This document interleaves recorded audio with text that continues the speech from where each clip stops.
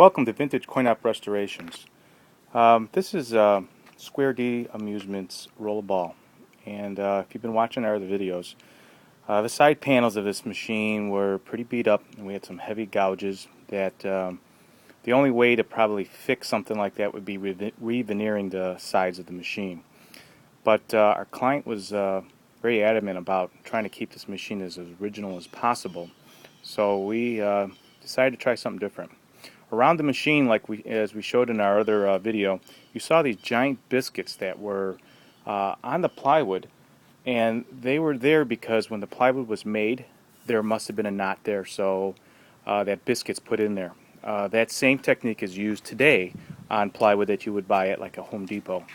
So what we did was actually use existing plywood from the inside of the machine that we could actually replace, which no one would see, with new plywood, and take that plywood from the machine, cut it into strips, and make our own biscuits so it could be stained and it would be the same species of wood, and this way it would look as original as possible, and we'd be using the actual part from the existing machine. So here's just a part that we ended up cutting out, and here's your biscuit. And what it's done by a series of templates, and you pretty much using router that would cut these pieces out. And I will go over the machine to show you where we use this.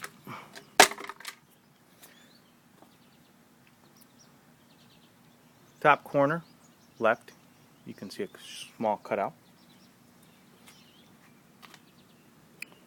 Down here at the bottom, there's another cutout.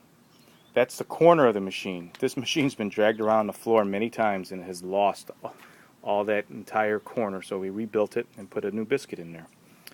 Right here in the corner, everyone's used all kinds of different nails and stuff to hold down this cage that goes on the front, and that was all gone. And what we did was put biscuit in there and firmed up the wood, and when it gets stained, it is going to look just as if the plywood was made that way. There's another one right there at the other end of this machine because it's been dragged. And also at the bottom, you would typically have this thing all gouged from dragging this machine around.